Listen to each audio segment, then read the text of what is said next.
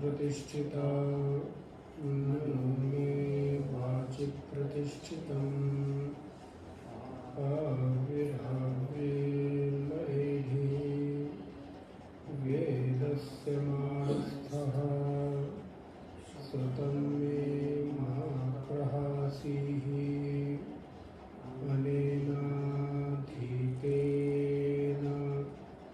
अहोरात्रान् सन्दधामि ऋतं वदिष्यामि सत्यं वदिष्यामि तन्मामवतु तद्वक्तारमवतु अवतु माम् अवतु वक्तारम् अवतु वक्तारम्। ॐ शान्ति शान्ति शान्तिः। नारायणं नमस्कृत्य नरं चैव नरोत्तमं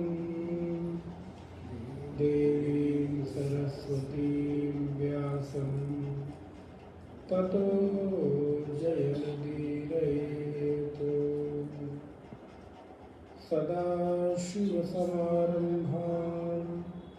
शङ्कराचार्यमध्यमाम् अस्मदाचार्यपर्यन्तां वन्दे गुरुपरम्पराम्। वसुदेवसुतं देवं कंसचाणूरमर्दनं देवकी परमानन्दं कृष्णं वन्दे जगद्गुरुम्। वागर्थायव सम्पृक्तौ वागर्थप्रतिपत्तये जगतः पितरौ वन्दे पार्वती परमेश्वरौ।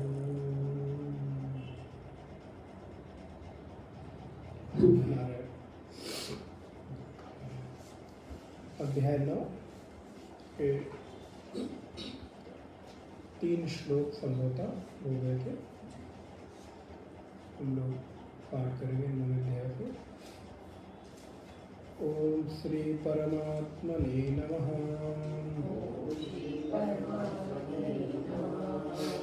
अथ नवमोऽध्यायः। श्रीभगवानुवाच इदं तु ते गुह्यतमम् प्रवक्ष्याम्यनसूयवे ज्ञानं विज्ञानसहितं यज्ञात्वा मोक्षसे शुभात् राजविद्या राजगुह्यम्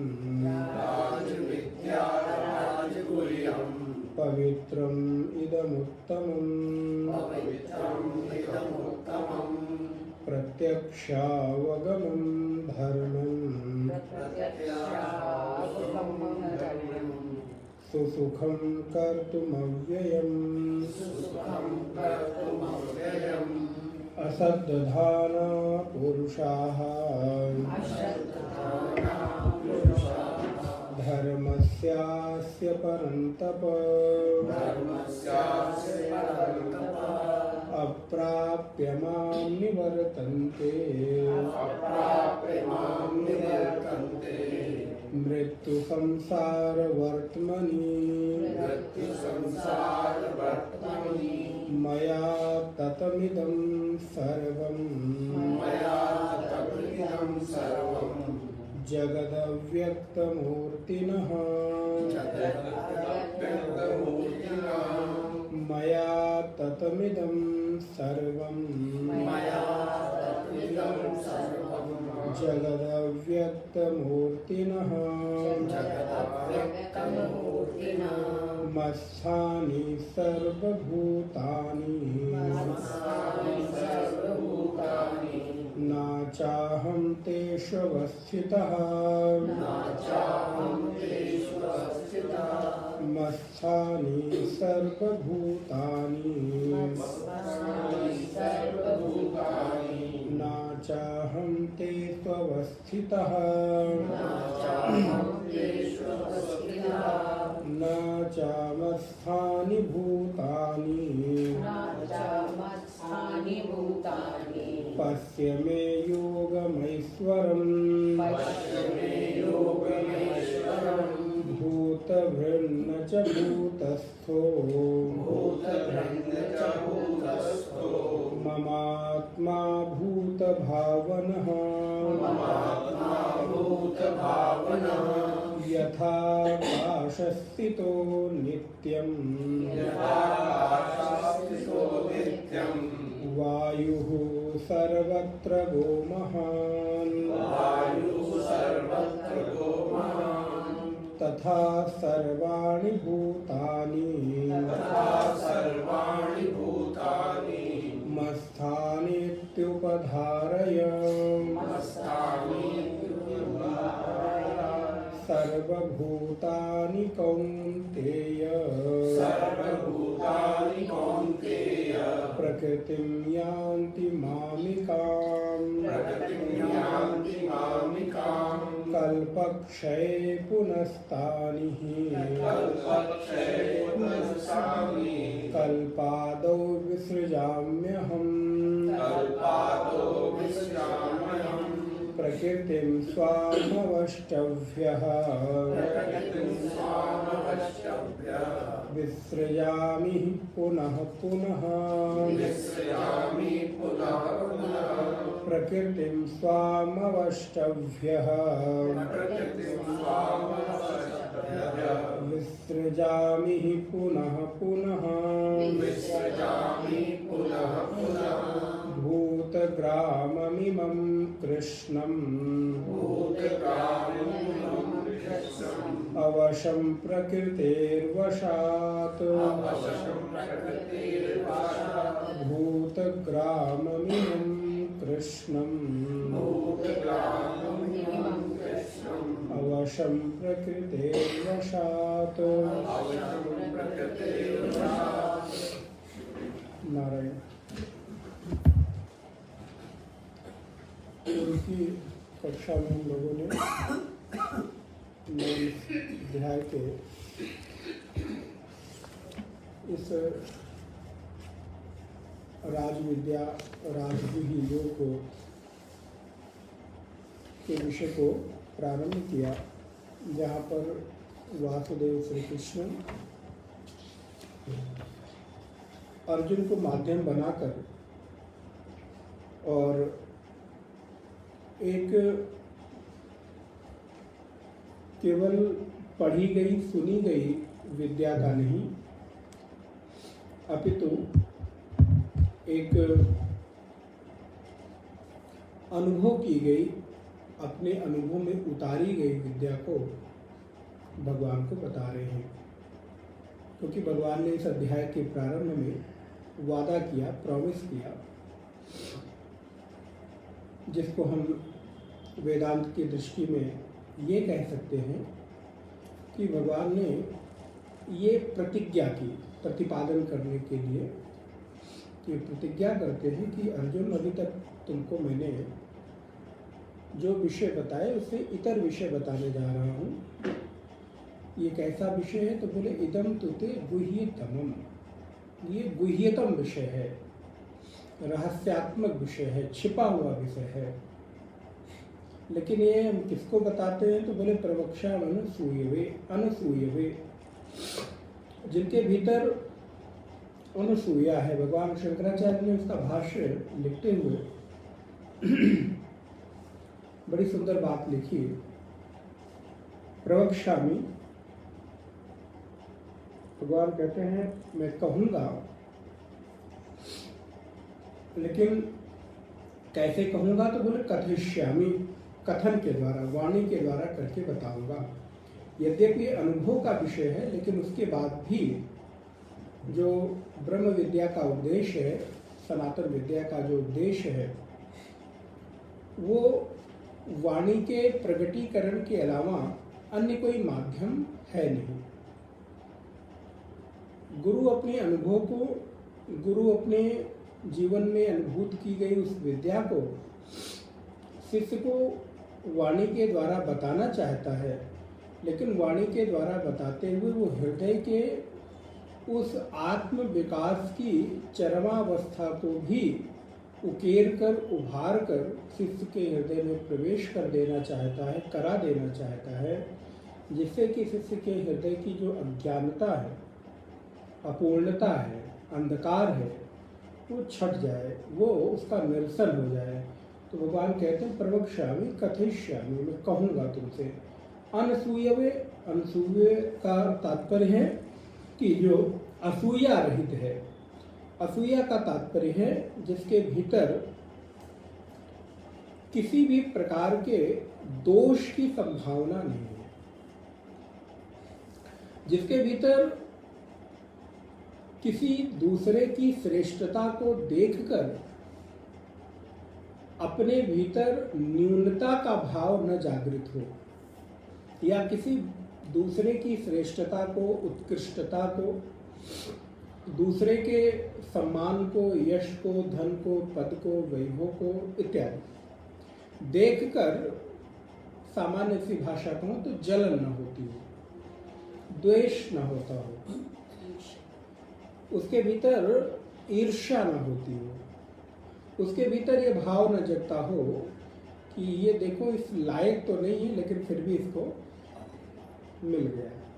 कई बार ऐसा होता है, हम लोग कहते हैं कि ये आदमी इसका अधिकारी तो नहीं है, इस लायक तो नहीं है, लेकिन फिर भी पता नहीं कैसे इसको, अब हम बहुत ज़्यादा डिफाइन नहीं कर सकते, लेकिन बस इतना कह देते हैं कि पता नहीं इसको कैसे मिल गया, क्यों मिल गया। फिर कहीं कोई हमें समाधान नहीं दिखता तो हम प्रारब्ध पे आकर रुक जाते हैं। असल में वेदांत में आप पढ़ेंगे तो एक आती है ख्याति, हर दर्शन की ख्याति होती है। ख्याति का तात्पर्य कहने की शैली, कि वो कहे कैसे रहे। तो वेदांत की जो ख्याति है उसका नाम है अनिर्वचनीय ख्याति। तो वेदांत में बहुत सारी चीजों की अनिर्वचनीयता है। अनिर्वचनीयता का तात्पर्य जो कहा न जा सके, जिसको ठीक ठीक तरह से अंतिम निर्णय पर न पहुंचा जा सके, क्योंकि व्यक्ति के हृदय में क्यों कैसे का जो प्रश्न है वो रुकता नहीं है। ये क्यों हुआ, तो ये क्यों हुआ, अच्छा तो ये कब हुआ, अच्छा तो ये हुआ, तो ये कब हुआ। तो बोले कि आपको कहीं तो जाकर एक जगह रुकना पड़ेगा, किसी को एक केंद्र बिंदु बनाना पड़ेगा जहाँ से आप सिद्धांत को आगे लेकर चले। नहीं तो फिर एक दोष लगता है जिसको वेदांतों में कहते हैं अनवस्था दोष। अनवस्था दोष, कहीं पर हमारा अवस्थान नहीं हो रहा है, हर जगह हम उसको छोड़कर आगे बढ़ जाना चाहते हैं, उस पर टिकना नहीं चाहते। तो ठीक इसी प्रकार वेदांत में कोई विषय अनिर्वचनीय ख्याति के अंतर्गत आता है। तो हम किसी को देखते हैं तो उसकी योग्यता पर मुझे संदेह होता है,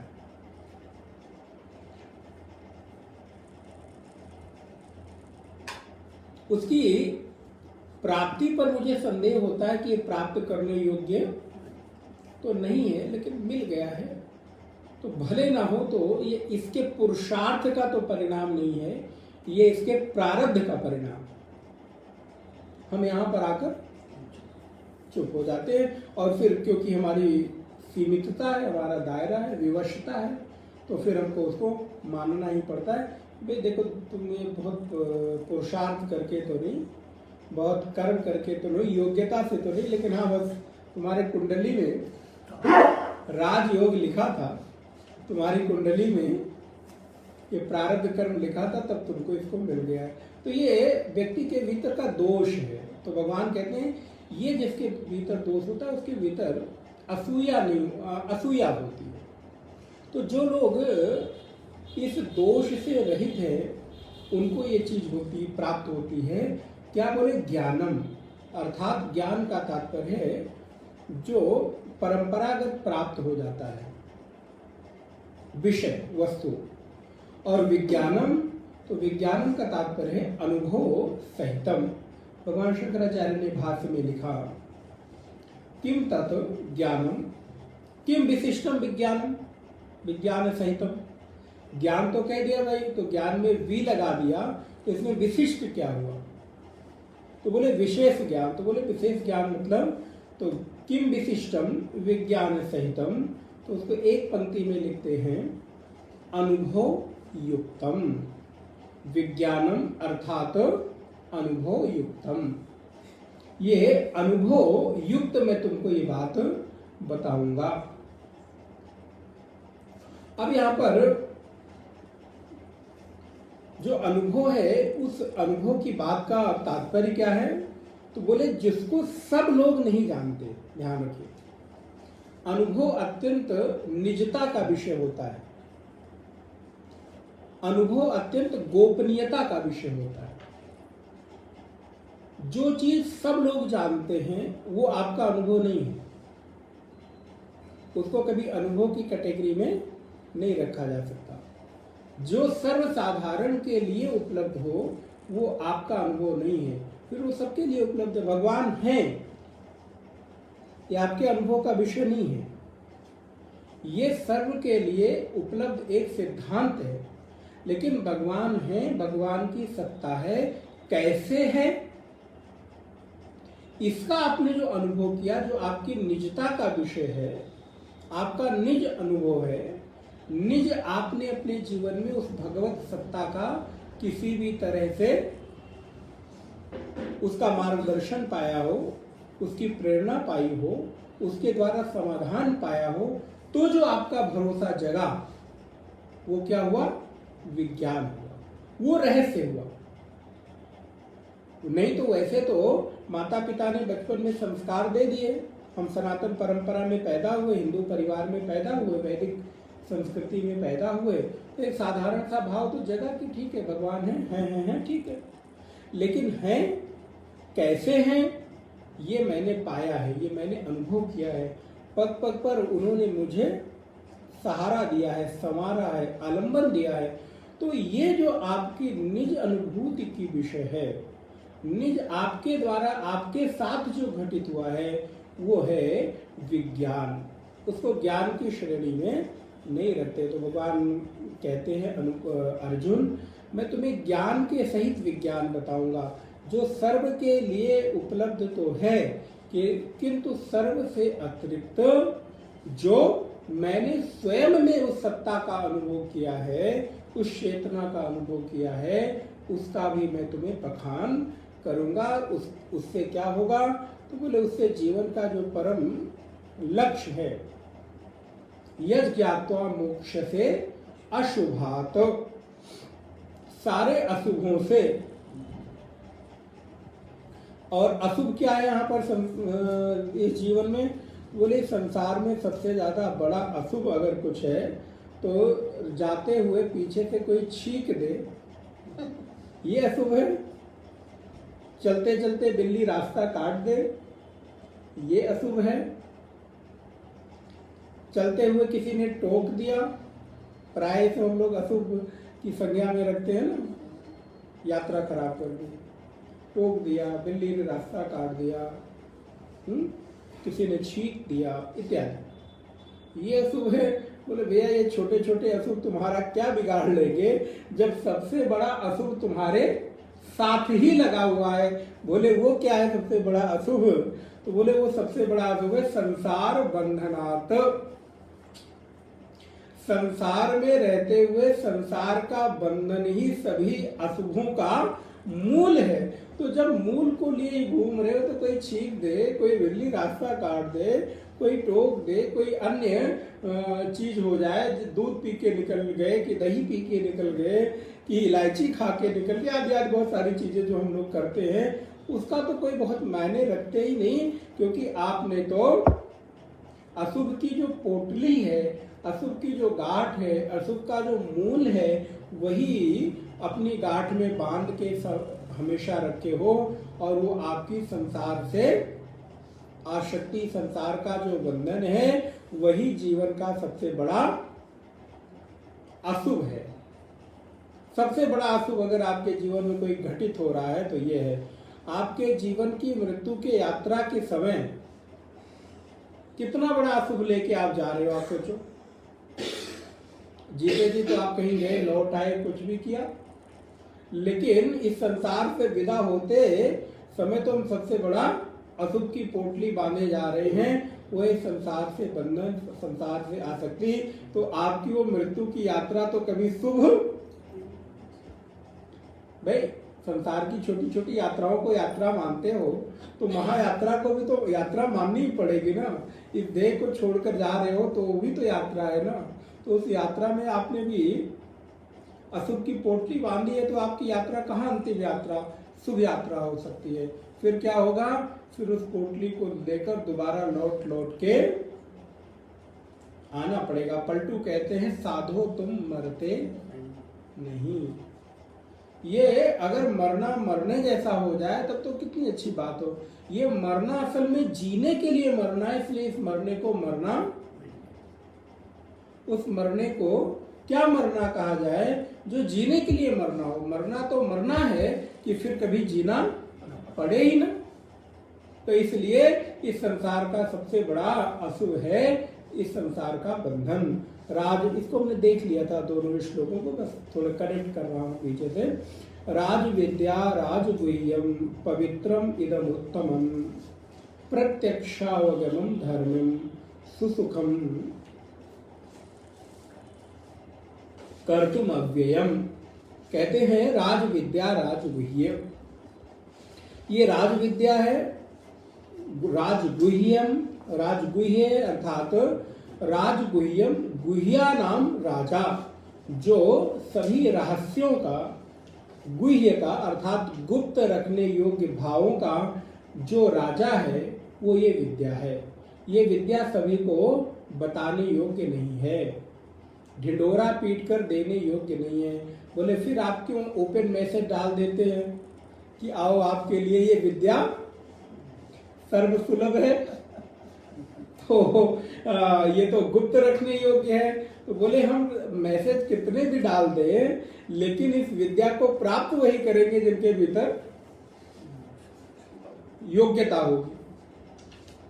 मैसेज पढ़कर भी, संदेश पढ़कर भी इस विद्या तक वो पहुंचेंगे नहीं। यदि पहुंच भी गए तो उनमें ये उतरेगी नहीं। इसलिए विद्या हमेशा गुप्त रहती है, ये उन्हीं के हृदय में प्रकट होती है असल में जो अधिकारी, कितना भी ढिंढोरा पीट लो।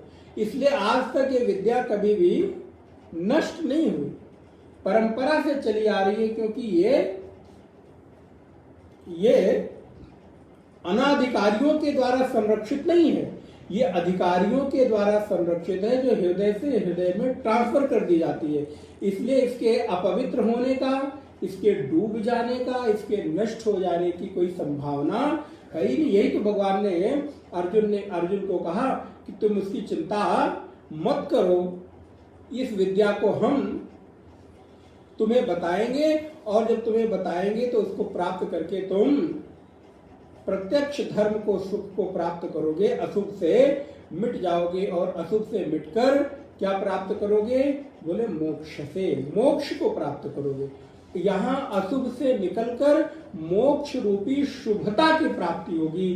तो एक सिद्धांत निकल कर आया, इस संसार का सबसे बड़ा अशुभ है बंधन और इस संसार का सबसे बड़ा शुभ है मोक्ष। अगर इस जीवन में सबसे अधिक पवित्र होना चाहते हो, इस संसार में सबसे अधिक आप कोई शुभ चीज का संग्रह करना चाहते हो, तो वो है ब्रह्म विद्या, वेदांत विद्या, इस ज्ञान का संग्रह। भले वो अभी वाणी के रूप में ही क्यों ना हो रहा हो, शब्दों के रूप में ही क्यों ना हो रहा हो, भले पढ़कर गीता और उपनिषद के मंत्र के रूप में ही क्यों ना हो रहा हो, लेकिन उन संसार की सारी चीजों से तो अधिक शुभकारी है ही। जो संसार की अन्य विद्याएं हैं, जिनकी कोई महत्ता, जिनकी कोई उपयोगिता नहीं है, उनसे तो लाख गुने दर्जे ये विद्या भले अनुभव में ना आ रही हो, भले ये केवल अभी शब्दों का विषय बन रही हो, स्वाध्याय सत्संग का विषय बन रही हो, लेकिन फिर भी उन अन्य सारी विद्याओं से श्रेष्ठ और पवित्र और शुभ तो है ही है। इसलिए इस संसार में आप इस समय सबसे शुभ कर्म करने के लिए बैठे हुए हैं। इसलिए सत्संग सबसे बड़ा शुभ यज्ञ है। सत्संग से बड़ा, स्वाध्याय से बड़ा, ज्ञानार्जन से बड़ा इस संसार में कोई भी अन्य यज्ञ हो नहीं सकता। अग्नि में प्रज्वलित होकर आहुति दी जाने वाले यज्ञ की समिधा जैसे जैसे मध्यम पड़ती है, बुझती है, वैसे वैसे आपका धर्म भी लगता है कि आपके भीतर की प्रबल वैराग्य भी मध्यम पड़ जाता है। लेकिन ये ज्ञान रूपी समिधा का प्रज्वलन यदि हृदय में हो जाए तो ये समय के साथ धीरे के धीरे प्रज्वलित होती है, ना कि मंद होती है। बाहर के अन्य यज्ञ वो उठते तो हैं तीव्रता के साथ, लेकिन समय के साथ कुछ घंटे में मंद हो जाते हैं। लेकिन यहाँ उल्टा है, ये हृदय में जाता तो बड़े मंद मंद है, बड़े धीरे धीरे है, समझता तो धीरे धीरे है, लेकिन यदि हृदय में एक बार बैठ जाता है, चिंगारी लग जाती है, तो ये सुलगता हुआ धीरे धीरे आपके हृदय में प्रज्वलित हो जाता है। और वो प्रज्वलित अग्नि, ज्ञान रूपी अग्नि आपको सर्व कर्मों से पवित्र करके शुद्ध और शुभ्र कर देती है। ज्ञानाग्नि सर्व कर्माणि भस्मसात् कुरुते अर्जुन यथैधांसि समिद्धो अग्नि। जैसे अग्नि सबको जलाकर पवित्र कर देती है, भस्म कर देती है, वैसे ही ये ज्ञान रूपी अग्नि भी हृदय में जाती है तो सभी अशुभों को जलाकर भस्म करके शुभता का उदय कर देती है, और ये सबसे सुखमय है। भगवान कहते असद्धाना पुरुषाः, तीसरे नंबर का श्लोक है। असद्धाना पुरुषाः धर्मस्यास्य परन्तप अप्राप्य माम निवर्तन्ते मृत्यु संसार वर्तमनि। गीता में भगवान भाष्य लिखते हुए भाष्यकार शंकराचार्य भगवान कहते हैं असद्धानाः श्रद्धा विरहिताः आत्मज्ञानस्य। इस आत्मज्ञान रूपी धर्म की श्रद्धा से रहित, ध्यान रहे, यहां श्रद्धा रहित होना केवल श्रद्धा वाली बात नहीं है, क्योंकि कई बार लोगों की श्रद्धा यज्ञ अनुष्ठान कर्मकांड में तो बहुत होती है, लेकिन आत्मज्ञान में श्रद्धा दोनों अंतर है, अलग अलग। इसलिए भगवान शंकराचार्य ने बिल्कुल स्पष्ट कर दिया, कोई हो सकता है कि बाहर से दिखने वाला अश्रद्धालु हो, उसका कर्मकांड में, यज्ञ में, अनुष्ठान में, बाहरी क्रियाकलाप में, आवरणों में, बाहरी आडंबरों में उसकी श्रद्धा न हो, उसमें उसका कोई रुचि न हो, लेकिन हो सकता है कि सबसे बड़ा श्रद्धावान। क्यों? क्योंकि यहाँ पर अश्रद्धावान उसको नहीं कह रहे हैं जिसके भीतर ज्ञान विज्ञान कर्मकांड आदि में हो, यहाँ तो श्रद्धावान उसको कह रहे हैं जिसका आत्मज्ञान में श्रद्धा है। असल में श्रद्धा का जो अर्थ है वो बाहरी आडंबरों में नहीं, आत्मज्ञान के विषय में जाकर परिणत होती है।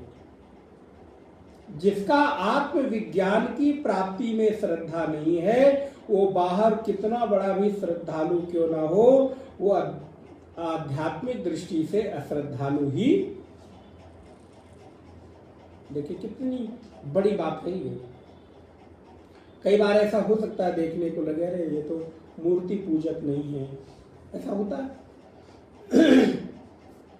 इनके धर्म में रुचि नहीं है, कर्मकांड में रुचि नहीं है, लेकिन हो सकता है कि वो व्यक्ति जीवन के उच्चतम श्रद्धा के शिखर पर विराजमान हो। और वो उच्चतम श्रद्धा का शिखर क्या है? आत्मविज्ञान, आत्मज्ञान। तो असद्धानाः श्रद्धा विरहिताः आत्मज्ञान से, जो आत्मज्ञान रूपी धर्म की श्रद्धा से रहित हैं, अर्थात जिसके स्वरूप में और फल में आस्तिक भाव से रहित है।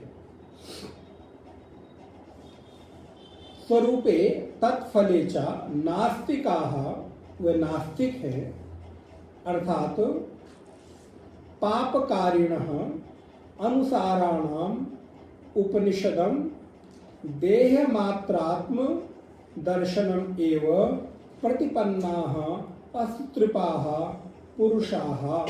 कहते हैं वे असुरों के सिद्धांत का अनुवर्तन करने वाले हैं। क्योंकि असुरों का सिद्धांत देखिए, आप देखिए, अगर ऊपर से विचार करिए तो असुरों से बड़ा श्रद्धालु कोई नहीं दिखेगा। पहले महाराज वो कैसे, जितने बड़े बड़े अनुष्ठान, जितनी बड़ी बड़ी यज्ञ, जितने बड़े बड़े तप असुर लोग करते, महाराज हम लोग क्या कर पाएंगे?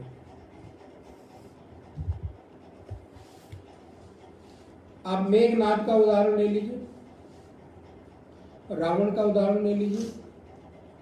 जब वो हारता है तो उसको जीतने की संभावना कहां दिखाई देती है? कहीं नहीं जाते वो, एकांत में छुप के जाकर वो यज्ञ करते हैं, आहुतियां देते हैं, अनुष्ठान करते हैं। तो बताओ उनसे बड़ा श्रद्धालु कौन होगा? आज अगर आपके जीवन में दुख आए, प्रतिकूलता आए, तो आप एटीएम की ओर भागते हैं, आप अपनी प्रॉपर्टी की ओर भागते हैं, अपने संबंधियों की ओर भागते हैं, आपने इष्ट मित्रों की ओर भागते हैं, आपके जो बड़े अधिकारियों के संबंध हैं उनके साथ, उनके पास भागते हैं कि बचाओ, संभालो। रावण कहां भागा? रावण के पास तो कितने बड़े बड़े उस समय के तत्कालीन राजा मित्र रहे होंगे। सारे देवता उनके यहाँ सेवा का कार्य करते थे, इंद्र आदि, वरुण इत्यादि। उनसे मदद की गुहार नहीं लगाई, कहां भाग के गए? अब बताओ कितने बड़े श्रद्धालु, पूजनीय है कि नहीं? सारे असुरों की एक ही जैसी स्थिति है, और तप करते हैं, और ऐसा वैसा तप नहीं करते, उग्र तप करते हैं। और उग्र तप करते ही नहीं, बल्कि उस तप को परिणाम तक भी पहुंचाते हैं। देवताओं को और उस यज्ञ के जो स्वामी हैं उनको प्रकट होकर फल देने पर विवश करते हैं। इस स्तर का उग्र तप करते हैं, लेकिन फिर भी वो असुर होते हैं, राक्षस होते हैं। उनकी गिनती पूजनीयों में क्यों? क्योंकि आत्म ज्ञान श्रद्धा विरहिता। उनकी वो जो श्रद्धा है, बाहर का आडंबर है, कर्मकांड है, वो आत्मज्ञान से रहित है। उनका जो तप है वो इंद्रिय लोलुपता के कारण है। उनका जो तप है वासना कामना की पूर्ति के लिए है। इसलिए कामना वासना की पूर्ति के लिए किया जाने वाला यज्ञ आसुरी यज्ञ है। वो कर्मकांड आसुरी कर्मकांड है। नहीं तो महाराज इन असुरों से बड़ा तो कोई देव हुआ ही नहीं। असुरों से बड़े यज्ञ किसने किए होंगे, इतने बड़े बड़े उग्र तप करके, लेकिन उसके बाद भी कभी भी उनकी पूजा नहीं की गई, उनको आदर की दृष्टि से नहीं देखा गया। उसके पीछे कारण है कि उनके यज्ञ के पीछे का भी जो उद्देश्य है वो पाप कर्म है। वो उस यज्ञ को सफल करके भी पाप में ही प्रवृत्त होना चाहते हैं, पाप में ही अपने आप को आसक्त करना चाहते हैं। पाप यज्ञ करके भी उसके परिणाम को प्राप्त करके, उसके फल को प्राप्त करके उनका उद्देश्य पाप में संलग्न होना ही है। इसलिए ये पूजनीय नहीं, आदरणीय नहीं है। इनका यज्ञ, इनका तप श्रद्धा का विषय नहीं है। इसलिए असुराणाम उपनिषदम देह मात्रात्म। तो जो मैं आपको निवेदन कर रहा था, इतने बड़े बड़े इनके यज्ञ केवल और केवल अपने देह की वासना की, कामना की पूर्ति का एकमात्र साधन है। उनको लगता है मेरी कामनाएं इन यज्ञों में आहुतियां देने से सफल हो जाएंगी, इसलिए ये पाप कर्म करने वाले इंद्रिय लोलुप मनुष्य अर्जुन, हे परंतप, वो मुझ परमेश्वर को प्राप्त नहीं होते। बोले फिर क्या होते हैं? बोले उनको मेरी प्राप्ति की तो उनके लिए आशंका भी नहीं की जा सकती, उनको थोड़ा भी आश्वासन नहीं दिया जा सकता ऐसे लोगों को। कैसे? बोले जो श्रद्धा रहित हैं। लेकिन जब श्रद्धा रहित यहाँ कह रहे हैं तो आप इस बात को स्मरण रखिएगा कि आत्मज्ञान की श्रद्धा से जो रहित हैं वो फिर क्या करते हैं? बोले निवर्तन्ते निश्चयन आवर्तन्ते। बोले फिर वो निश्चय रूप से घूमते रहते, आवर्तन होता रहता है। पुनरपि जननम पुनरपि मरणम की स्थिति होती रहती है। महाभारत में एक श्लोक आया, सारे लोग प्रतिक्षण मृत्यु की ओर ही गमन कर रहे हैं। यम मंदिरम, यम मंदिर जा रहे हैं, यम के द्वार की ओर हम सारे लोग जा रहे हैं।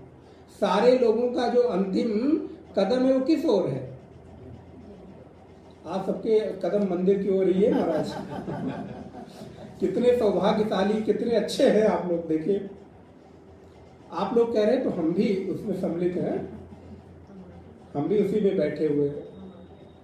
नहीं, अब आगे पीछे तो कौन है ये तो पता नहीं, लेकिन हाँ हम सारे एक साथ चलते हैं ना, आगे पीछे क्यों हुआ जाए। हाँ पैर, लेकिन अब यात्रा तो उसी ओर है, भले धीरे हो तीव्र गति हो, यात्रा तो उसी ओर ही है ना। तो हम सारे लोगों का मंदिर की ओर ही पैर है, लेकिन वो मंदिर किसका है? बोले यम मंदिर है। अहर अहर अर्थात सदा हमेशा यम मंदिरम गच्छति, यम मंदिर की ओर सब लोग गमन कर रहे हैं। इसीलिए सबको मृत्यु का भय सता रहा है। इस संसार में कोई ऐसा नहीं है जो ये कहे, अब एक आध लोग बिरले लोग हों जो साधक हों, जिन्होंने अपने आप को परिपक्व कर लिया हो, जिनको मृत्यु का डर न होता हो। फिर यहाँ कहते क्वा मृत्यु संसार वर्तमनी, इस श्लोक में देखेंगे अंतिम जो लाइन है, तो भगवान शंकराचार्य लिखते मृत्यु युक्त।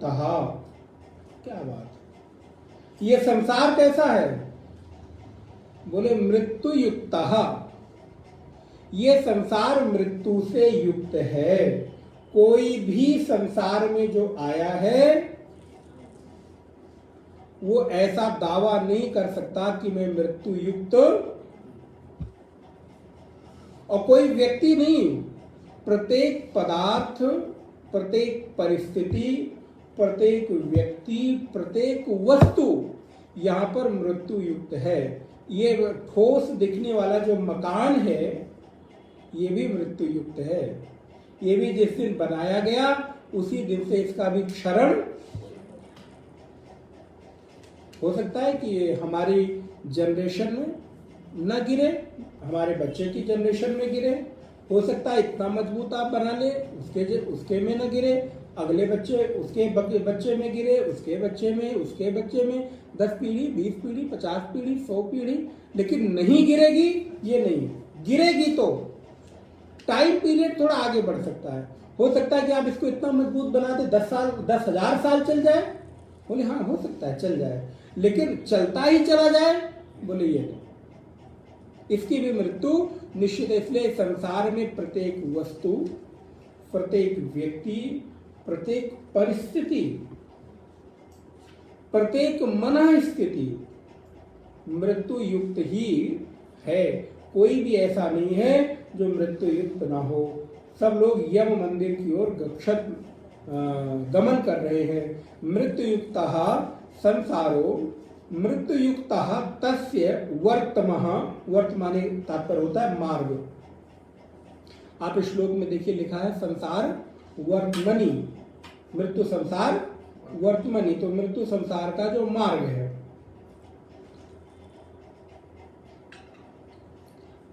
कौन कौन से लोग? तो बोले नरक आदि, नरक, तिर्यक आदि प्राप्ति मार्ग तस्मिन् एव वर्तन्ता इत्यर्थः। बोले सारे लोग मृत्यु की ओर ही गमन कर रहे हैं, चाहे वो मृत्यु संसार के नरक हों, पशु पक्षी हों, या अन्य कोई उत्कृष्ट योनियां हों। संसार में आने वाला प्रत्येक योनि में जन्म लेने वाला प्रत्येक व्यक्ति मृत्यु युक्त ही संसार में जन्म लेता है। इसलिए यह संसार मृत्यु युक्त है। इसलिए संसार का अर्थ है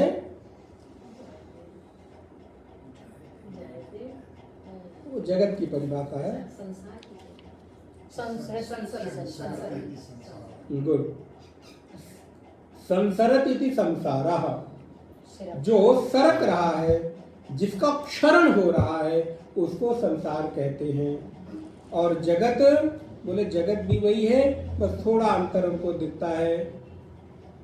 जायते, गच्छति, तिष्ठति, युव, और आज एक परिभाषा एक शब्द और जोड़ ले, परिवर्तयत इति।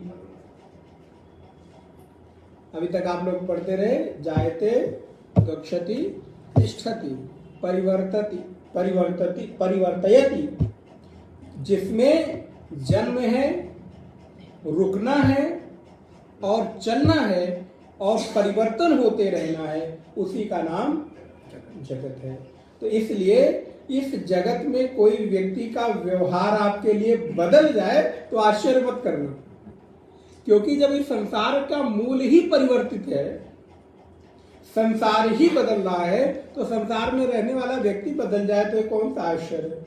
आपके लिए कौन सी, अरे महाराज हम ही को धोखा मिलना था, अरे तुम्ही को नहीं सभी को मिल रहा है और तुमको मिल गया तो कौन सा आश्चर्य? अरे तुमको न मिला होता तब हम मानते कि आश्चर्य है कि तुम कुछ यूनिक प्राणी हो कि तुम्हें धोखा नहीं मिला, तुम्हारे साथ किसी ने बेवफाई नहीं की। अरे तुम्हारे साथ की तो ये कोई बड़ी बात नहीं है, ये तो सबके साथ है। अरे महाराज मैंने उनको बड़ी शिद्दत से चाहा, बड़ा प्यार किया, महाराज बदल गए वो। बदल गए तो बदल गए भैया, संसार ही बदल गया, तुम पूरे के पूरे बदल गए। बचपन में जैसा पैदा हुए, जितने छोटे छोटी उंगलियां, जितने छोटे छोटे हाथ, छोटी छोटी आंखें, कान, मुख, सिर, वो सब बदला कि नहीं बदला? बदल के इतने बड़े बड़े सिर हो गए, छोटे छोटे पहले थे, इतनी छोटी छोटी आंखें थी, कान इतने बड़े बड़े थे चूहे की तरह, अब देखो इतने बड़े बड़े कान हो गए। तो जब तुम सारे के सारे पूरे बदल गए, पूरा कलेवर बदल गया, चेंज हो गया, तो कोई व्यक्ति का स्वभाव बदल गया, तो ये कौन सी बड़ी बात है? जो दिख रहा है मजबूती के साथ, स्थिरता के साथ, वो देह बदल गया, तो आंतरिक विचार बदल जाए जो नहीं दिख रहा है, तो ये कौन सा आश्चर्य है? विचार तो दिखने वाली चीज नहीं है ना, तो अनुभव की चीज है। तो वो बदल गया तो कौन सा आश्चर्य है?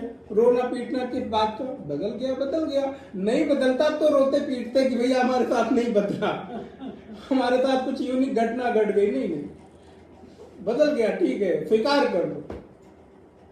जो ज्यों का त्यों स्वीकार कर लेना ही सुख का हेतु है। अस्वीकृति ही दुख का हेतु है, दुख की जननी है।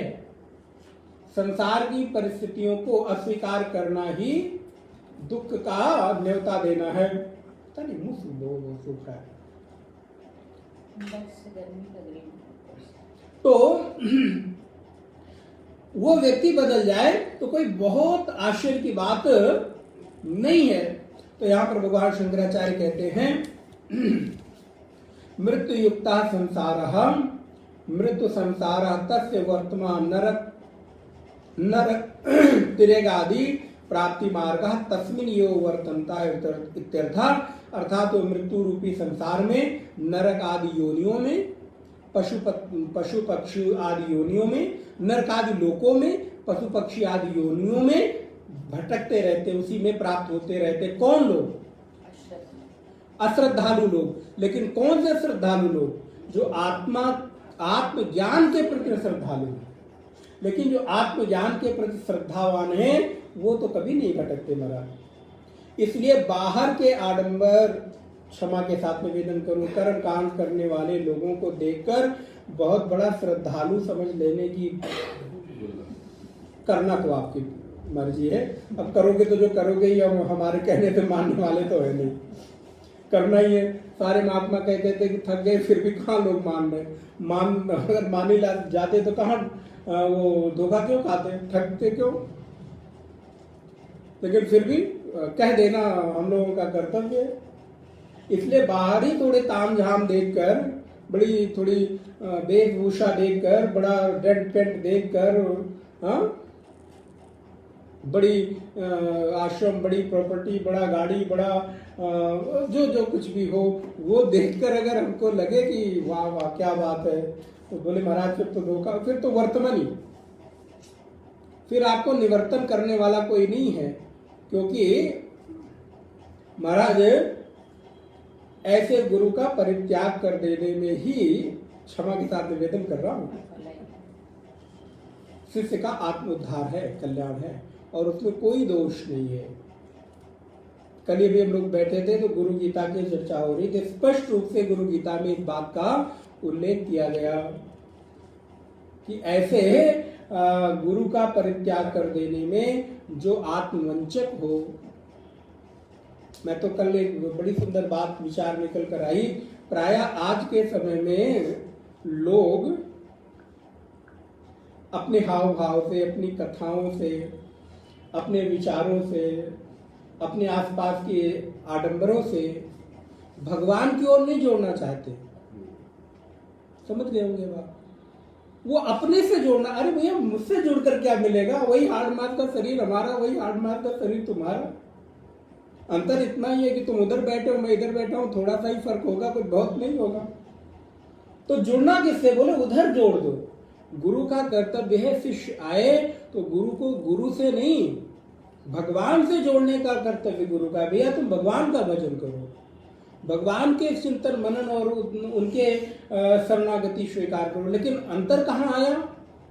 लोगों ने खुद से, मुझसे जुड़ो, कथा से नहीं, व्यक्ति से जुड़ो, सत्संग से नहीं, उस व्यक्ति से जुड़ो। तो बोले फिर वहां पर समझ लेना कि वो अश्रद्धालु ही बैठा है, श्रद्धालु की वेश में। काल नेमी को देखकर सोचो, हनुमान जी महाराज ठगा जाते कि नहीं? ठगा ही गए। अगर वो दृष्टि ना होती, वो समर्थवान नहीं होते, ज्ञान, इसलिए हनुमान जी को क्या कहा? ज्ञान नाम अग्रगण्यम। संभाल लिया उन्होंने, समझ लिया। तो बोले गुरु दीक्षा बाद में देना, पहले गुरु दक्षिणा ले लो। महाराज कभी कभी हम लोगों का भी ऐसे ही होता है। लोगों को पता नहीं होता गुरु दीक्षा, गुरु दक्षिणा, तो कहते महाराज गुरु दक्षिणा दे दीजिए।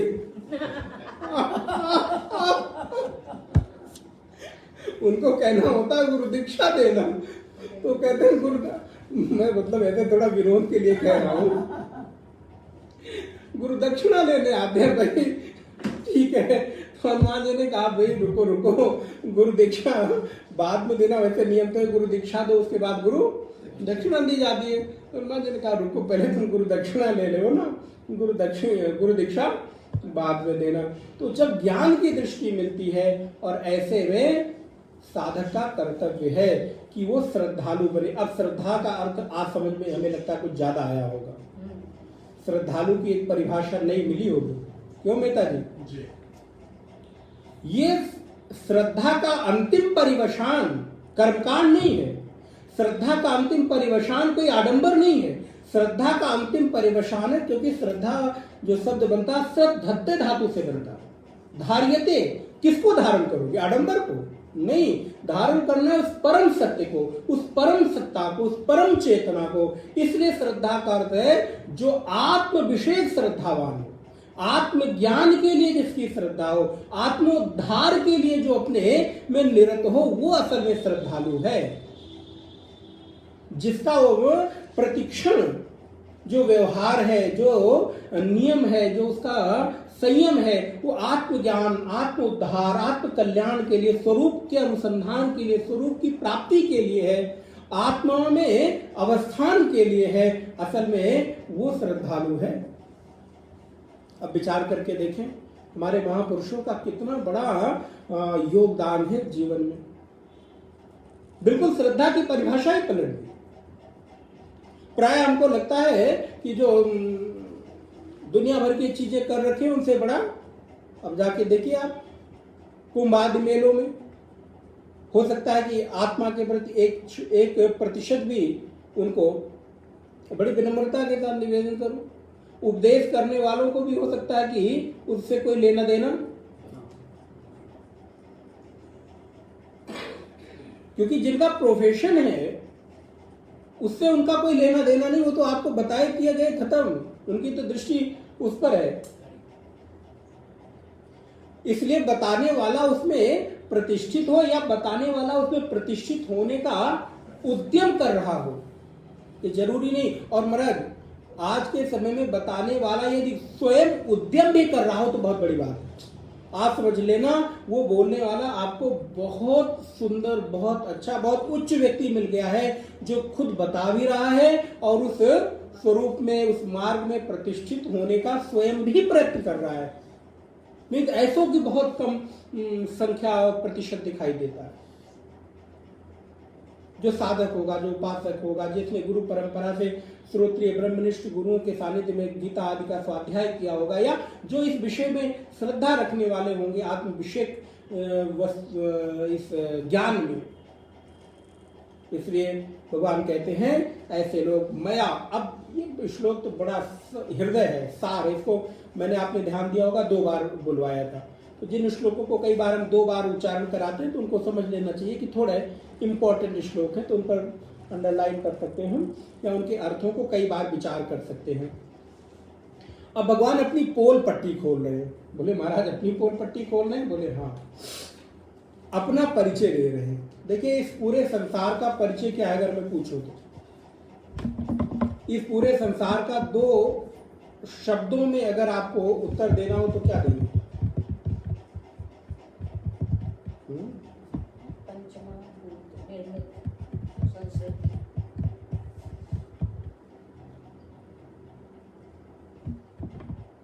क्या है?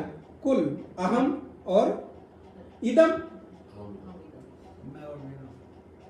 अहम और इदम के अतिरिक्त तो कुछ है ही नहीं। इस संसार की पूरा का पूरा परिचय आपसे लेकर पूरे विश्व का, पूरे यूनिवर्स का यदि परिचय आपको जानना है तो वो 2 ही के भीतर छिपा हुआ, अहम और इदम, मैं और मेरा। मैं ये हूं और मेरा यहां तक है, बस इतना ही है। ये मैं हूं, मैं अपने आप को इतना मानता हूं, मेरा दायरा इतना है, मैं सीमित हूं, असीमित हूं, उस पर मैं बाद में विचार करेंगे, हम लोग करेंगे। अनंत हूं, व्यापक हूं कि सीमित हूं, ससीम हूं, क्या हूं? मैं ये हूं और मेरा ये है। ये मैं हूं और ये मेरा है।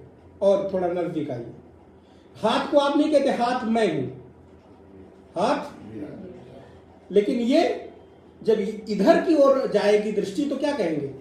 मैं हूं। तो मैं जानते नहीं हो, मेरा परिचय नहीं जानते हो, इसके लिए क्या कहेंगे? ये मैं हूं, मेरा परिचय नहीं जानते हो। कभी ऐसा हाथ गया? कभी ऐसा हाथ गया मैं हूं, ये मेरा परिचय नहीं जानते हो? जब भी मैं के परिचय की बात आएगी केवल और केवल आप यही जाएंगे। विचार करिए, मैं कह रहा हूं आप मत मानिए, आप विचार करिए, प्रत्येक किसी घटना को याद करिए। इसलिए मैं और ये मेरा, बस आप उंगलियों को, इन हाथों को ये नहीं कहते कि ये मैं हूं, ये मेरे हैं। लेकिन ये मेरे कब तक हैं? जब तक कि मैं, तो मैं की सत्ता पर मेरा टिका हुआ है, अहम की सत्ता पर इदम टिका हुआ है। इदम उस दिन ध्वस्त हो जाएगा, इदम उस दिन बचेगा ही नहीं जिस दिन मम अहम खत्म हो गया। वेदांत का अंतिम बहुत गजब का सूत्र है ये। तो अब विचार किया जाए कि जो सब कुछ अहम पर है, मन पर है, वहां से इदम की शुरुआत होती है, इदम की सत्ता स्थापित होती है। अगर अहम ना हो, मम ना हो, तो इदम एक सेकंड के लिए भी टिक नहीं सकता। तो ये बताइए फिर अहम की खोज अहम में की जाए कि इदम में की जाए? तो उसकी खोज इदम में की जाए कि अहम में की जाए? पकड़ में आ रहा हो? उस परम चेतना की खोज हम कहां कर रहे हैं? इदम में, बाह्य कर रहे हैं। और करना कहां चाहिए? जहां से वो फलीभूत हो रहा है, जहां से उसकी श्रद्धा का, उसके अस्तित्व का को स्वीकार किया जा रहा है, मम में, अहम में। इसलिए अहम ही मुख्य है। तो इसलिए अहम की सत्ता पर इदम की सारी सत्ताएं टिकी हुई हैं। जिस दिन अहम की सत्ता ध्वस्त हुई उस दिन इदम बचेगा ही नहीं। इसलिए इदम को ध्वस्त करने के लिए, इदम को दूर करने के लिए, इदम से अपनी आसक्ति को हटाने के लिए आपको प्रयत्न करना ही नहीं है। लेकिन हम लोगों के पूरे जिंदगी का जो एफर्ट है, प्रयास है, वो इदम से आसक्ति दूर करने में निकलता है। पति से दूर हो जाएंगे, पत्नी से दूर, कौन है? आम है किधर? घर छोड़ देंगे। अरे जब अहम लिए घूम रहे हो तो घर छोड़ दो, चाहे जंगल छोड़ दो, पति छोड़ दो, चाहे पत्नी छोड़ दो, बेटा छोड़ दो, चाहे बेटी छोड़ दो, उससे होगा क्या? वो जहां से है वो तो छोड़ने को तैयार, उसके प्रति हम कोई विचार कर नहीं रहे। इसलिए इदम को छोड़ने के लिए नहीं, अहम की जो अभी मैं करके सत्ता उद्भाषित हो रही है, अनुभूत हो रही है, उस पर विचार करने की आवश्यकता है। और ये अहम की सत्ता भी एक पेवर अहम पर टिकी हुई है। मैं हूं, उस मैं होने के बाद भी एक मैं है जिस पर वो मैं हूं टिका हुआ है। ठीक, मैं हूं, मैंने कहा तो मैं हूं, ठीक है, लेकिन मैं हूं तो मैं कहां हूं? मैं कहीं तो हूं। तो उस मैं पर, उस मैं का कोई मैं नहीं है।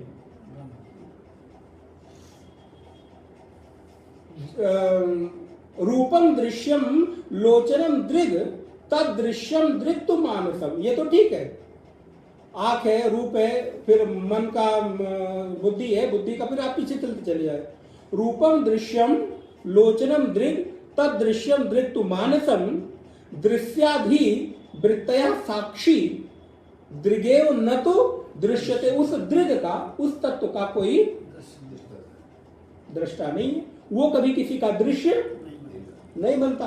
तो ये जो अहम है कि मैं हूं, वो जिस मैं पर टिका है उसका कोई मैं, वो कभी किसी का दृश्य नहीं बनता, वो कभी नहीं बदलता। इसलिए जो खोज है वो इदम में नहीं। अब वही भगवान कहते हैं मया ततमिदम। अब इस आधार पर, इस धरातल पर इस श्लोक को देखिए, स्पष्ट हो जाएगा, नहीं तो समझ में नहीं आएगा। मया ततमिदं सर्वं जगदव्यक्तमूर्तिनः मत्स्थानि सर्वभूतानि न चाहं तेषु अवस्थितः मया। अर्जुन, मम यह परः भावः तेन, मया का अर्थ है मुझ अव्यक्त परमात्मा के द्वारा मेरा जो परम भाव है, मया मम या परो भावः तेन ततम, इदम को, मेरे से अतिरिक्त जो पर है, इदम है, व्याप्तम सर्वम इदम जगत, इदम अर्थात जगत, इदम सर्वम जगत मया व्याप्तम सर्वम, अर्थात मैं इस इदम जगत में, संपूर्ण इदम जगत में व्याप्त हूं, लेकिन ततमिदम, मैं इससे परे भी हूं। मया ततमिदम सर्वम जगद अव्यक्त मूर्तिनः, जगद अव्यक्त मूर्तिनः न व्यक्ता मूर्ति स्वरूपम यस्य मम सा अहम अव्यक्त मूर्ति तेन मया अव्यक्त मूर्तिनः करण अगोचर स्वरूपेण इत्यर्थः। जो मुझ बुद्धि और इंद्रियों का विषय नहीं है, ऐसे मुझ अव्यक्ति रूप अव्यक्त मूर्ति द्वारा यह समस्त जगत व्याप्त अर्थात परिपूर्ण है। तात्पर्य क्या है? कोई व्यक्ति बनकर, कोई मूर्ति बनकर, कोई स्वरूप बनकर, कुछ होकर, अब इस लाइन पर ध्यान, कुछ होकर मैं जगत को व्याप्त कर रहा हूं, ऐसा नहीं है। क्योंकि अगर कुछ होकर जगत को व्याप्त करूंगा तो कोई आकार विशेष हो जाएगा। पकड़िएगा, अगर कुछ होकर मैं इस गिलास को, इस टेबल को व्याप्त करूं तो मेरा भी तो कोई रूप होगा। हो सकता है कि इस मोबाइल, इस गिलास से बड़ा रूप मेरा हो तब मैं इसको व्याप्त करूं, लेकिन रूप तो बना। लेकिन मैं कैसा हूं? अव्यक्त हूं, अव्यक्त मूर्ति ना हूं। मेरा कोई अव्यक्त मूर्ति, मेरा कोई मूर्ति का तात्पर्य यहां स्वरूप विग्रह से नहीं, मूर्ति का तात्पर्य आकार विशेष से। मेरा कोई आकार, क्योंकि सर्व आकार जिसके हैं उसका कोई आकार कैसे हो सकता है भाई? जो सर्व में व्याप्त है उसका कोई एक व्याप्त आकार कैसा हो सकता है? तो ठीक उसी प्रकार कि किसी आकार विशेष को ग्रहण करके मैं इस संसार को व्याप्त नहीं करता, क्योंकि संसार अभी एक मुझे आकार के रूप में दिखाई दे रहा है। तो इस संसार को व्याप्त करने के लिए मुझे इससे बड़ा रूप धारण करना पड़ेगा, मैं संसार को व्याप्त करूंगा, ऐसा नहीं है। बल्कि मया ततमिदं सर्वम जगद अव्यक्त मूर्तिनः मत्सानि, मत स्थानी, सर्वभूतानि, वो तो मैं जहां हूं वहां पर सारे के सारे जगत आकर अपने आप व्याप्त हो जाते हैं। तो लोग कहते हैं कि मैं उनमें व्याप्त हूं, ऐसा नहीं है, बल्कि जगत मुझ में व्याप्त है। मैं उसमें व्याप्त होने के लिए कुछ करता नहीं, अपनी सत्ता दिखाने के लिए। ध्यान दीजिएगा, ये नहीं कि मैं प्रयास करके वहां जबरदस्ती घुसा चला जा रहा हूं जिससे लोग मुझे, मेरी महिमा नहीं बोले, मैं तो वहां हूं ही, सर्व जगह हूं, वो जगत ही घुसा चला आ रहा है तो मैं क्या करूं? इसलिए मैं तो अपने स्थान पर रहता हूं, मैं कहीं हिलता डुलता नहीं हूं। मत स्थानी सर्वभूतानि न चाहम न चाहम तेसु अवस्थितम। उस अव्यक्त स्वरूप परमात्मा में ब्रह्मा से लेकर स्तंभ पर्यंत, ब्रह्मा से लेकर चीटी पर्यंत, जड़ से लेकर चैतन्य तक सब कुछ, सारे प्राणी मुझ में स्थित है, व्याप्त है। यहां पर एक और वेदांत का सूत्र है, व्याप्त व्यापक भाव। जैसे बिंब प्रतिबिंबवाद होता है, वैसे व्याप्त व्यापक भाव भी होता है। जल है, जल में बतासा घोल दिया गया तो जल मीठे में व्याप्त है कि मीठा जल में व्याप्त है? थोड़ा विचार करके सोचिएगा, तुरंत इतनी जल्दी नहीं। कौन व्याप्त हुआ और कौन व्यापक हुआ? पकड़िएगा, कौन व्याप्त हुआ और कौन व्यापक हुआ? दूसरा उदाहरण, पुनः अभी ये विषय आगे चलेगा, हम लोग अगली कक्षा में विचार करेंगे। आपको एक दो उदाहरण देते हैं। लोहे के एक पिंड में अग्नि व्याप्त व्यापक भाव है। लौह व्याप्त है कि व्यापक है, कि अग्नि व्याप्त है और व्यापक है? इसमें थोड़ा विचार, थोड़ा तुरंत से नहीं, इसलिए वेदांत और स्वाध्याय थोड़ा चिंतन मनन का विषय होता है। थोड़ा व्याप्त व्यापक भाव पे करें, हमें कोई निर्णय पर पहुंचकर कोई जितना थोड़ा, ये चिंतन इसलिए होता है कि प्रक्रिया पर चिंतन होकर मुझे समझ में आएगा कि व्याप्त व्यापक भाव क्या है। यहाँ अग्नि और लौह पिंड के व्याप्त व्यापक का संबंध नहीं है, चीनी और जल के व्याप्त व्यापक का संबंध नहीं है। यहाँ पर ब्रह्म के व्याप्त और व्यापक को आपको समझना है। यहाँ पर चीनी और मीठा को समझ के हमें क्या मिल जाने वाला, क्या कर लेंगे? तो आप विचार करिए कि जगत ईश्वर में व्याप्त है कि ईश्वर जगत में व्याप्त है। इसको और थोड़ा सरल कर रहा हूं। व्याप्त व्यापक भाव किस में है? तो भगवान कहते हैं मस्थानी सर्वभूतानि न चाहम तेषु अवस्थितम। ब्रह्मा से लेकर च्युति पर्यंत सब प्राणी मुझ में व्याप्त हैं, स्थित हैं। तो जब उसमें व्याप्त है तो परमात्मा व्यापक हुआ, स्पष्ट है। चीनी व्याप्त हुई और जल व्यापक हुआ, अग्नि व्याप्त हुई, लौहपिंड व्यापक हुआ।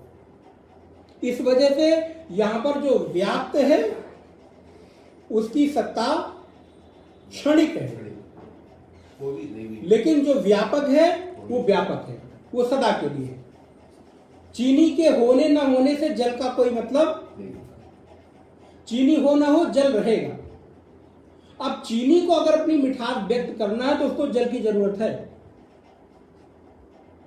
अपनी महिमा को प्रकट करने के लिए, लेकिन जल को अपनी महिमा प्रकट करने के लिए चीनी की आवश्यकता नहीं है। ब्रह्म को होने के लिए जगत की आवश्यकता नहीं है, जगत को अपनी जगत की सत्ता बचाए रखने के लिए ब्रह्म की आवश्यकता है। इस वजह से व्याप्त व्यापक भाव यहां पर भगवान कहते हैं अर्जुन मस्थानी सर्वभूतानि न चाहम तेषु अवस्थितम, क्योंकि न ही निरात्मकम किंचिद भूतम व्यवहाराय अवकल्पते। न ही निरात्मकम, जिसके पास भाष्य हो देखे, निरात्मकम का तात्पर्य है चेतन रहितम। चेतन रहित होकर कोई भी भूत का व्यवहार की कल्पना की ही नहीं जा सकती। इसलिए क्या कहा हो गया अर्थ कि यहां पर सारे भूत चेतना युक्त है। अभी आप ऐतरेय उपनिषद प्रारंभ किए, आएगा पहला मंत्र, तो पहले मंत्र में ही कहा गया कि वो चेतना सब में व्याप्त है, वहां से सृष्टि का प्रारंभ होता है। जो चित चैतन्य है वो सब में गया हुआ है। इसलिए यहां पर कहते हैं कि चेतना से रहित होकर जगत के किसी भी भूत का व्यवहार संभव नहीं, व्यवहार की कल्पना नहीं की जा सकती। अतः वो सब, अतः मस्थानी मया आत्मना, मया अर्थात आत्मनः आत्मवत्तेन स्थितानि अतो मयि स्थितानि इति उच्यते। इसलिए मुझ परमात्मा से ही वो आत्मवान हो रहे हैं, इसलिए वो मुझ में स्थित है, ऐसा कहा जाता है। क्योंकि मेरे कारण उनको सत्ता है, इसलिए उनको ऐसा कहा जाता है कि वो मुझ में स्थित है या मैं उनमें स्थित हूं, जबकि वो मुझ में है, मुझसे उनका कोई संबंध नहीं। अब आप जगत में हैं, आप अपने को जगत में मानते कि नहीं मानते, अब ये अपने साथ जोड़ते चलिएगा धीरे धीरे। इसलिए मैंने कहा आप इदम पर काम करते हैं कि आम पर करते हैं। हमारे पूरे जीवन का जो ताना बाना है वो इदम पर ही टिका रहता है, उसी को हम मैनेज करते हैं। अगर अहम को मैनेज कर लिया जाए तो इदम तो अपने आप, कोई उसकी सत्ता ही नहीं, इदम की सत्ता ही अहम की सत्ता से है। तेषां भूतानां अहमेव आत्मा इति अतः तेषु स्थिति इति मूढ़ बुद्धिनां अवभासते। उन भूतों का जो वास्तविक स्वरूप है वो मैं ही हूं, इसलिए अज्ञानियों को ऐसी प्रतीति होती है कि मैं उनमें स्थित हूं। उनको लगता है कि कृष्ण आते हैं तो गोपियों के साथ, ये सच है। ध्यान दीजिएगा, भागवत की जब कथा भगवान इस मुख से कराते हैं, मैंने कहा होगा, आप लोगों ने 2 बार श्रवण किया है, ये बिल्कुल सच है कि गोपी कृष्ण रमण करती है, लेकिन उससे बड़ा सच ये है कि कृष्ण गोपी रमण पकड़ में आए तो देखिए, इदम अहम में रमण कर सकता है, अहम इदम में रमण, गोपियां इदम है, कृष्ण अहम है। या इसको मैं यूं कहूं कि कृष्णानंद विषयानंद में कभी रमण नहीं कर सकता, विषयानंद कृष्णानंद में। ऐसा भी समझा जा सकता कि विषयानंद में, वासनानंद में इतनी औकात नहीं कि वो कृष्णानंद को आनंद क्या देंगे। कृष्णानंद विषयानंद से थोड़ा कुछ एक आध बूंद छिटक उटक जाए, पा जाए तो अपना आनंदित होता रहता है, मुस्कुराता रहता है, मस्त होता रहता है, उसको लगता है हाँ। और उसी आप विषयानंद को, वासनानंद को लोग फिर कृष्णानंद। तो ये सच है कि गोपी कृष्ण रमण करती हैं, बिल्कुल करती है, मैं मानता हूं, लेकिन मैं इससे भी ज्यादा ये सच मानता हूं कि कृष्ण गोपी रमण, अरे भाई करना है तो कृष्ण रमण करो ना, आत्मा रमण करो। उस आत्मा को, कृष्ण को काहे विषय रमण में फंसाते हो, उसको काहे घसीटते हो? जाना है तो तुम ऊपर की ओर आओ, क्यों उसको नीचे की ओर घसीटते हो? आना है तो इधर आओ ना, बैठना ही है तो इधर बैठने का प्रयत्न करो, उधर ही कब तक बैठे रहोगे? समझे? अगर आपको बैठना ही है, चर्चा करनी ही है, तो कितने सालों तक आप उधर बैठे रहोगे? प्रयत्न करके आप यहां बैठने की कोशिश करो ना। आप भी यहां पर बैठ सकते हो और बैठना चाहिए, क्योंकि वहां आप बैठे हो इसके कारण हो। मैं यहां बैठ रहा हूं इसलिए आप वहां बैठे हो, नहीं तो आप किस लिए बैठते? इसलिए जब मैं यहां बैठ सकता हूं तो आप भी वहां से अपनी यात्रा को पूरी करते हुए यहां पर, समझ रहे होंगे मैं क्या कह रहा हूं, ये भौतिक उदाहरण दे रहा हूं इनसे। इसलिए कृष्णानंद की ओर बढ़ो, ना कि कृष्णानंद को विषयानंद की ओर बढ़ाओ। सच है गोपियां कृष्ण रमण कर रही, एक एक इंद्रियों से रमण कर रही है, पी रही है, लेकिन बिल्कुल सच यह है कृष्ण गोपी रमण करते ही नहीं। हाँ, गोपियों को यह भान होता है कि कृष्ण गोपी रमण कर रहे हैं, लेकिन कृष्ण को यह पता है कि मैं गोपी रमण। अब आप देख लीजिए, आपको पता है कि आप यहां बैठे हैं, मुझको पता है कि आप यहां बैठे हैं, पड़ोसी को पता है कि आप यहां बैठे हैं, लेकिन आप यहां बैठे हैं कि नहीं बैठे हैं किसको पता है? तो आप जानते हो ना। आप यहां बैठकर भी नहीं बैठ सकते, तो गोपियों को लगता है कि कृष्ण गोपी रमण कर रहे हैं, लेकिन कृष्ण को मालूम है ना कि मैं गोपी रमण नहीं कर रहा हूं, क्योंकि मैं गोपी रमण नहीं ही कर रहा हूं। मैं लाख कह लूं, कहते रहो, कोई तुम्हारी श्रद्धा है, कहो, हमें क्या फर्क पड़ता है। मैं कहूँ आप यहाँ बैठे हो, यहाँ बैठे हो, यहाँ बैठे हो, लेकिन आपको हंसोगे, अरे यार कहाँ, मैं तो बाजार में घूम रहा, शॉपिंग कर रहा हूँ, लड्डू मिठाई समोसे पकौड़ियाँ खा रहा हूँ, कह रहे मैं यहाँ बैठा हूँ, तो आप हंसोगे ही ना मेरे ऊपर। लेकिन मैं तो देखूंगा कि आप यहाँ बैठे हो तो यहीं बैठे हो, तो मैं अपनी अज्ञानता के कारण आपको यहाँ बैठने का आपके ऊपर आरोप कर रहा हूँ, लेकिन आपको पता है कि मैं यहाँ पर। वैसे कृष्ण को मालूम है, गोपियां भले कहें, कृष्ण कहते हैं ठीक है बैठा हूँ, रमण कर रहा हूँ, कृष्ण को मालूम है कि मैं यहाँ पे, शायद कुछ क्लियर हुआ हो। मूढ़ बुद्धि नाम उभासते, अतः मूढ़ बुद्धि लोग हमको कहते हैं, ब्रवीषि न च अहं तेषु भूतेषु अवस्थितः मूर्तवत् संश्लेषाभावेन आकाशस्य अपि अंतरतमो ही अहम नहीं, ये लाइन अंडरलाइन करिएगा, नहीं असंसर्गी वस्तु। वाह क्या बात है, वेदांत तो चित्त को आनंदित कर देता है। नहीं असंसर्गी वस्तु क्वचिद आधेय भावेन अवस्थितम भवति। इसलिए बिना संसर्ग के सूक्ष्म भाव से आकाश के भी अंतर्व्यापी हूं मैं, और संगहीन वस्तु कहीं भी आधे भाव से स्थित नहीं होती, यह प्रसिद्ध है। अर्थात जो कभी कहीं संग नहीं कर सकता वो कभी किसी का आधार बन ही नहीं सकता ना, क्योंकि जो कभी संग नहीं कर सकता वो कभी किसी को अपने साथ जोड़ेगा कैसे, क्योंकि उसका मूल स्वभाव है असंगता। तो असंगता के साथ कोई व्यक्ति संग कैसे कर सकता है? जहां पर जब भी कभी कोई चीज चिपक नहीं सकती और वहां पर चिपकने का मैं आरोप करूं तो ये मेरी गलती है ना, क्योंकि वहां पर वो चीज कभी, जैसे आकाश में कभी कोई चीज गंदा कर सकता है क्या?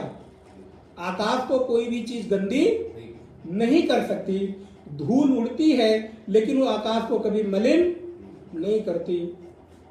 आकाश की ओर अगर थूकोगे तो थूक आकाश को गंदा नहीं कर सकते। वैसे ही उस ब्रह्म को आप कभी संसर्ग युक्त नहीं कर सकते, क्योंकि उसमें संसर्ग का स्वभाव ही नहीं है, कोई चीज चिपकती ही नहीं है। इसलिए कृष्ण कहते हैं जितने को आना है वो कृष्णारमण का आनंद रस पीता रहे, लेकिन मुझे आपके विषयानंद में कोई इंटरेस्ट, कोई रुचि नहीं है।